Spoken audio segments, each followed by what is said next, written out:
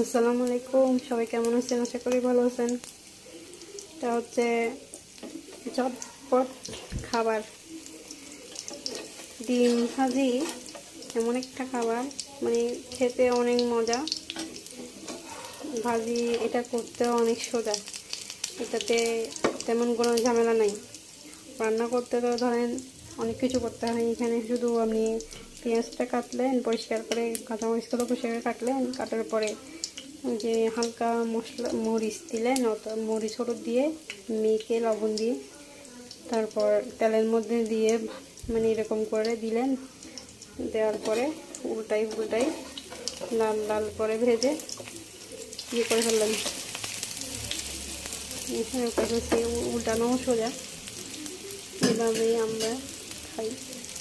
ডিম ভাজি সবারই পছন্দের খাবার। এটা সকালের নাস্তাও জনপ্রিয়। ডিম ভাজি, রুটি দিয়ে ডিম ভাজি অনেক মজা।